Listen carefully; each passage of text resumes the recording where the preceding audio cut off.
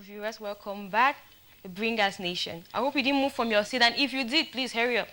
If you did move from your seat, hurry up because you're missing on a lot. And those of you who stayed put, thank you so much for staying put and for remaining loyal to us, the Bringers Nation.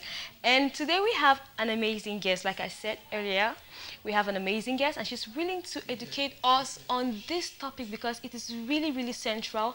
And most people don't pay attention to this topic in our society because they feel like it's more of a gender-based topic. And I really don't know what you think about this. I'm just saying no because I carried out research, and that's what I found out. I'm not calling any person's name. So don't say I called someone's name. I didn't. So now we have this amazing question which just came in, and the person says that if someone actually has to use these parts, how do we dispose of them? Thank you, Anne. That is a very valid contribution. That's a very valid contribution because one of the issues that we have realized is the manner to dispose parts. Okay. Now, parts were not meant to be disposed in a water flushing system. Okay. Now, I'm going to divulge a little secret. I must say it is a secret. Now, no matter the toilet facility that you're using, you can dispose of your pad very well. Wow. Generally, how do you dispose of your pad? Always make sure to fold it inward. Okay, do not fold the blood outward. Okay. Always make sure to fold it inward. Okay. At the end of each sanitary pad, there is a plastic strip. Okay. And always make sure that this pad is put in a nylon bag. Okay. It is absolutely wrong to dispose a sanitary pad up in the open. Okay. Now this is for somebody that has a water flushing system toilet. Now if we come to the more basic population, where maybe we have the pit toilets, okay. All right. Now, so you don't have a pit toilet also that is going to fill up very soon, all right. The pad, it is neatly taped, all right. You can neatly detach it by the side, so that the pure cotton part is what goes into the pit because that will decompose, it will decay. And so that you have the part that is plastic, which is left, okay. And this can be rinsed. Yes, it can be rinsed properly, all right, and also dropped in a nylon bag, all right, in a nylon bag and disposed where they dispose dead. I repeat, it is absolutely wrong to dispose a sanitary napkin out in the air. It is absolutely wrong. Oh, wow. Yes. That's really educational. I find that really educational because we actually get that more common. You just move around and you see a lot of used parts that girls have disposed, and it looks so terrible and so disheartening to find this along the road. So now, viewers, you've actually gotten this. No, you've actually had education on how to dispose your pad if you're actually in a compound where you can dispose in a pit toilet, and if you actually have a toilet pod inside your house, a self-contained toilet, you can actually dispose it properly as well, as we've actually had a specialist tell us. And I'm finding that really interesting. It's really interesting. So please don't dispose of it carelessly, and if you see someone disposing of it carelessly, please educate them. Don't just get up to the person and talk harshly and rudely because it actually steps on the person's personality. But go in and educate the person because at some point, that person might have no knowledge about what they are doing. And it's really confusing sometimes how to place yourself in situations you can't, go around. And now, back to our guest, because today is all about our guest and not about me and not about you. But yes, you are somehow related to her, but not me. So now, ma'am, today I also want to ask you this question. If we actually have young girls who go to school every day, and we have like the phenomenon where some who actually just feel like they're not better placed to get this parental education, not like they don't actually have parents at home. They're not better placed to have this parental education, and they go to school, they get soiled. And how do they actually handle those situations? Like if you get soiled in school, what do you do? Okay, thank you, Anne, for the question. when you get soiled in school, that is a totally different thing, okay? I'd like to gear my answer towards the fact that we should never get you soiled in the first place, okay? Because sometimes this is what is associated with the timidity, with the feelings of being ashamed, all right? And I will tell you, and I actually read in an article that a girl in India committed suicide.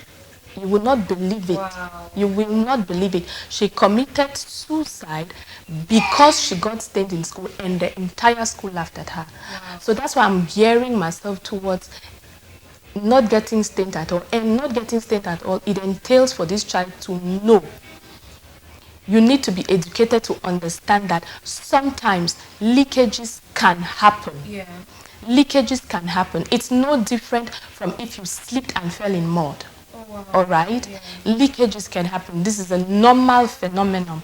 You have to understand that leakages can happen. Yeah. All right? You could slip on a banana peeling. You could slip and fall in mud on a rainy day. Yeah. Okay? Would you be feeling all moody and stigmatized? So I'd like to encourage our viewers to understand that leakages can happen. So this is part of the education package, all right? Okay. So when you're counseling your girl child at home, the healthcare worker is counseling, the teacher, if there's a particular hygiene teacher, or generally the teacher, okay? Yeah. Because from senior primary, they start learning this, all right? Okay. When you're counseling, you must prepare the child's mind to understand that a leakage can happen. Oh, wow.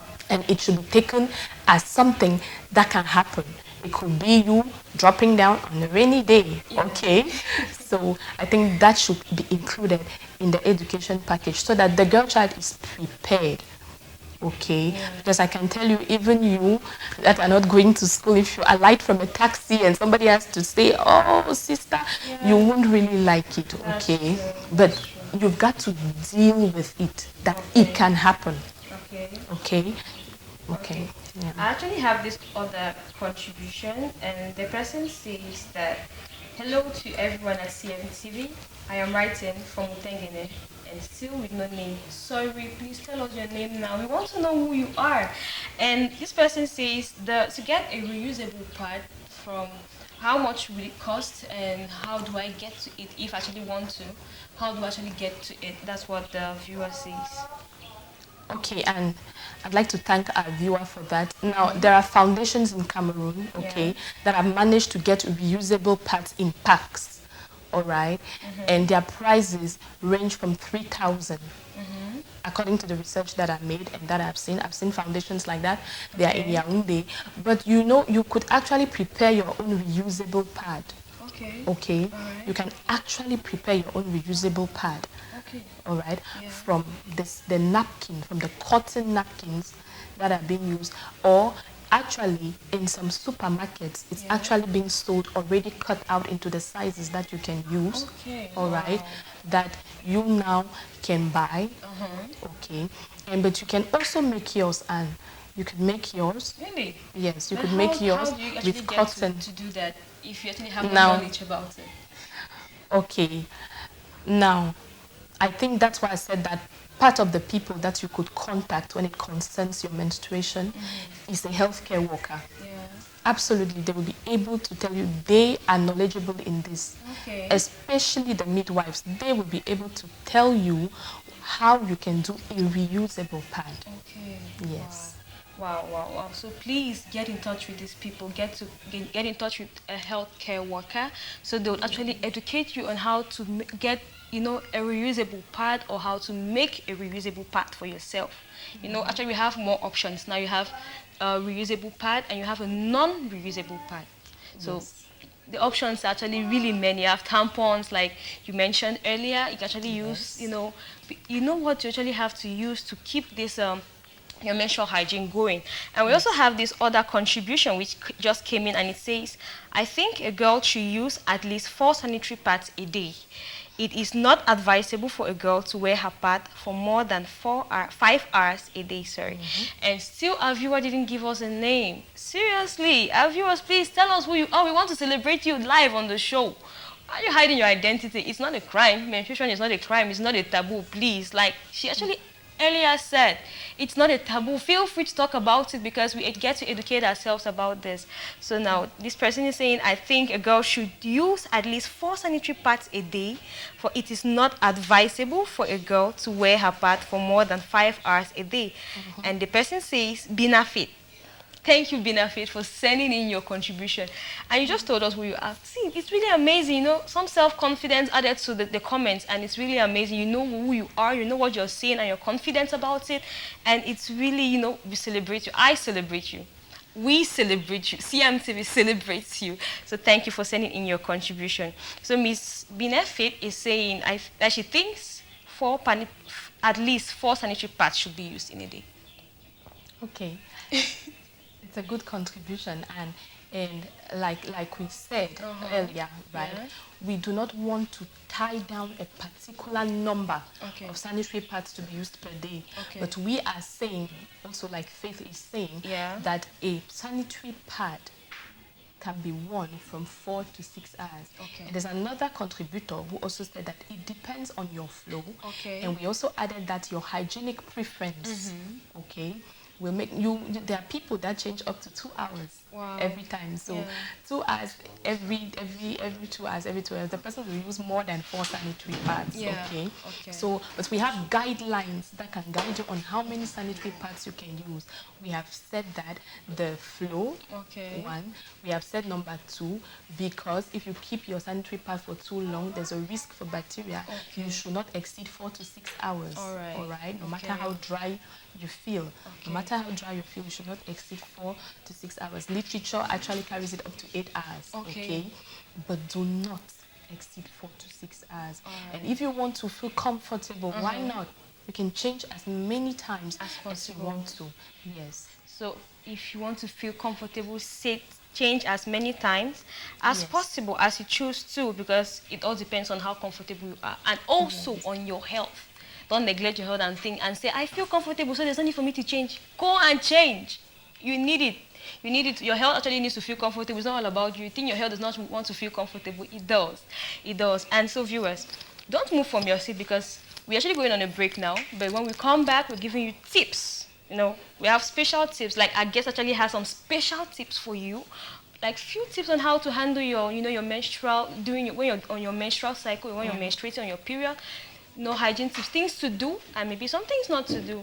So please don't move from your seat. We'll be right back.